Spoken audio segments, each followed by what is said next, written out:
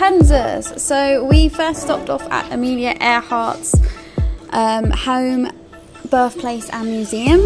We actually did this from the other side of, popped into Kansas from Missouri because it was literally right on the border of where we were going to the museum. So we've kind of actually already been to Kansas. But anyway, this technically is our first stop. So we went straight to the Amelia Earhart Museum and it was absolutely amazing. It was so powerful and we got to see everything that was originally in her home and being like restored and everything like that, and everything that was there placed exactly how she lived it, which was fantastic actually. And then you see all these lovely photos and you see all the stuff that she used to done throughout her life, from her childhood bedroom all the way up to making her own clothes and selling that to fund her piloting dream. And you also got to see a lot of videos and documentations on where did she go, like, because obviously she just disappeared one day and she never actually got to the destination in the end. And yeah, there's a lots of questions on that, lots of theories, lots of different kind of like things people have come up with. Yeah, it's very, very interesting and it was just beautiful to be there really. So it was a fantastic time.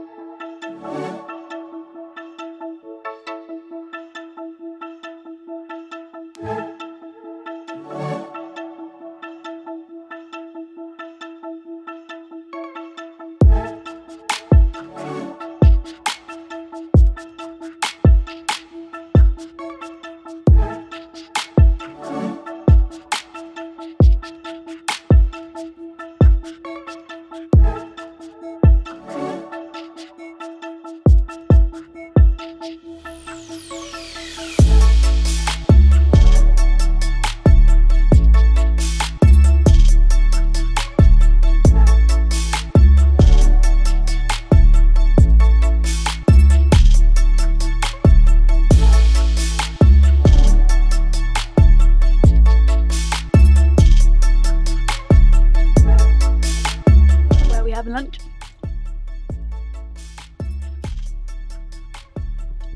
At Amelia Earhart's birthplace. There we are.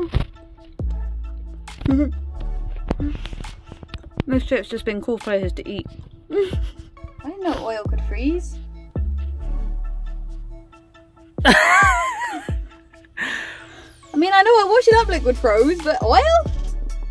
Well, that's going to be hard to make dinner tonight. So better defrost.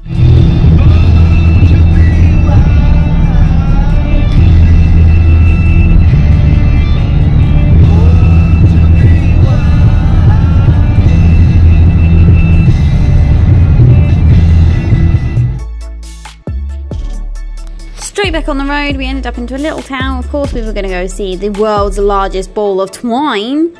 Like, of course we wanted to see that. Very small town, very like derelict town. But yeah, take a look. 1891.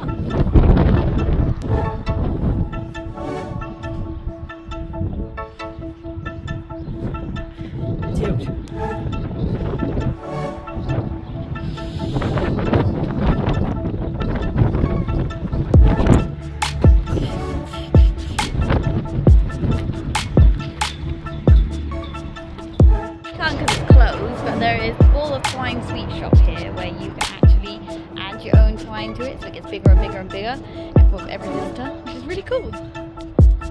It's huge. The thing that they started is because someone was clearing out their barn and they were making a bonfire and then started winding twine up and it became a thing.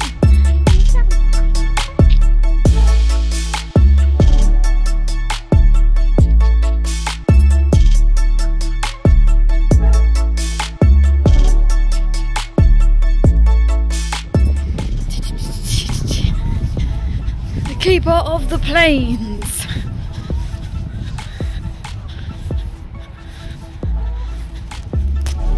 Next stop, we headed to Wichita to go see the big keeper of the plains, because is obviously Native American Indians. We had a clan here, and obviously the Keeper of Plains has a massive reputation for their heritage and history, so it isn't lost, and it was spectacular. We even got to see a lot of information that was everywhere on the walls outside, and also there was lovely little music playing too, which was Native American music as well, which was absolutely wonderful. It was fantastic. I thoroughly could have stayed here and just chilled.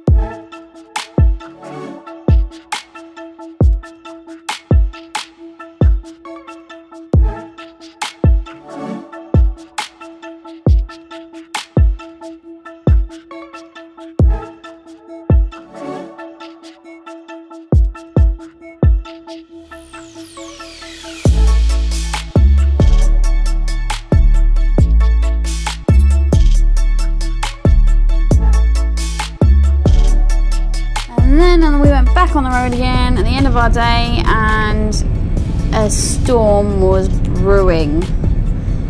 This was definitely not what we were expecting for the end of the day, but it kind of makes sense onto the way to the next destination.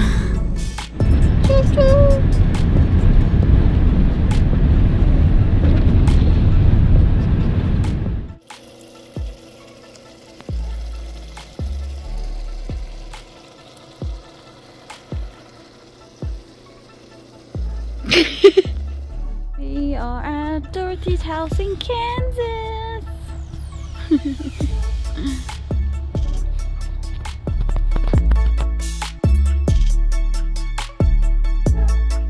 Yep, that's right. We went to Dorothy's house in Kansas, the original set as well.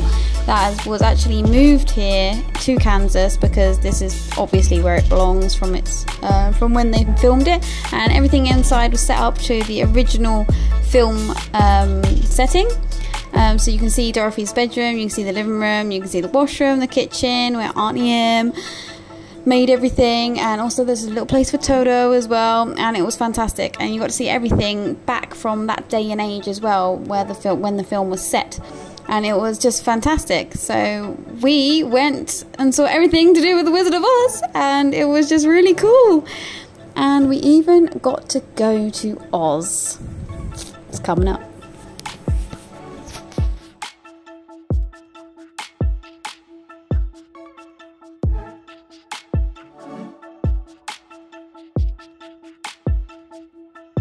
Goes over and stomps on the single door. Auntie, where are you? Where are you? I'm so afraid. Where are you? Come back, Auntie, where are you? About that time, she comes back in the house, and let's see. Oh my goodness, Auntie Ann, where are you? I'm so upset. At that time, the tree crashes through the bedroom window, and she hits her in the back of the head. And she falls on the bed, and she's out. All of a sudden, the wind stops blowing, and the lights come back on.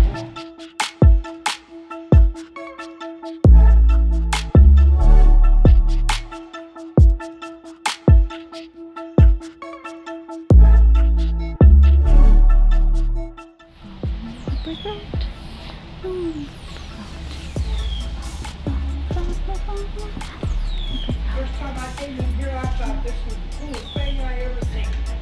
It's still in this post because I haven't got a brain. Oh, well, maybe you can come with us to see the wizard, and he'll give you a brain. You think so? Get me down from here and I'll go with you. I can't get you down right now because I'm giving these nice people a tour. About that time, we come up to the Tin Man and say, do you hear that? Do you hear that? He's saying oil can. Oil can. So I picked up the oil can and I squirted it on both sides of his mouth. And he's like, oh, thank you so much for that. I haven't been able to talk for years. So then about that time we come up to the witch's castle. And the old flying monkeys, they swoop down and they pick up Dorothy and they take her inside the castle. I'm coming. Gotta take photos, oh my goodness. Oh, we come on to the field of poppies. And Dorothy decides she's so tired. She gets up there in the middle of that field of poppies and lays down and wants to take a nap.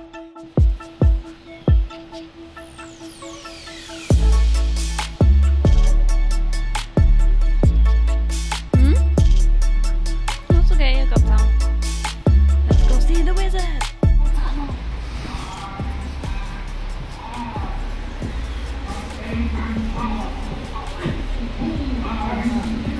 Here we come up to the wizard. Who are you?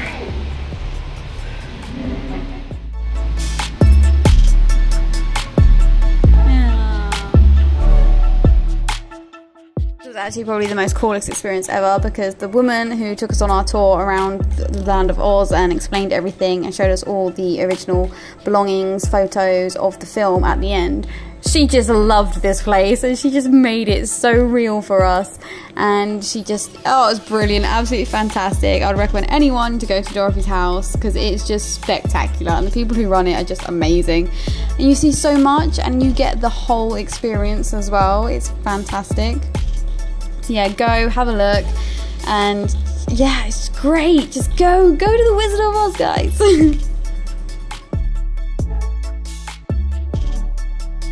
We're in Kansas. We're at the Sunflower State, and we've come to somewhere that celebrates art and agriculture and all its glory.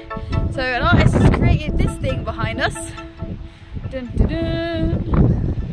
It's a giant easel with a reproduction of the 3 sunflowers that Vincent van Gogh painted.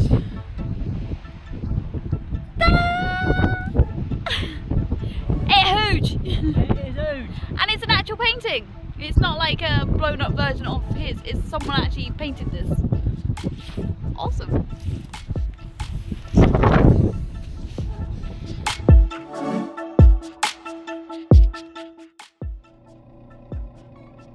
What does insufficient mean then? Insufficient. Let me get it out. Insignificant. It's not insignificant. Insignificant. That is a word, So, right? You insufferable. That's what you are. You had. No. Insignificant. That is definitely a word. I'm not saying it's not a word. Okay. You had a little notice come up that said there's insufficient space on your hard drive. Yeah? What does insignificant mean? And you thought it said insignificant. They both kind of mean the same thing. So they do mean the same thing, so I was right.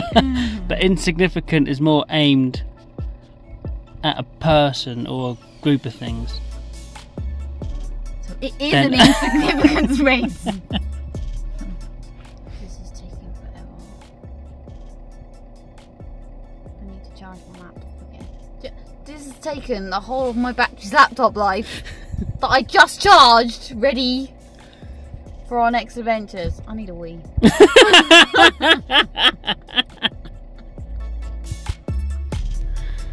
Look at this cactus.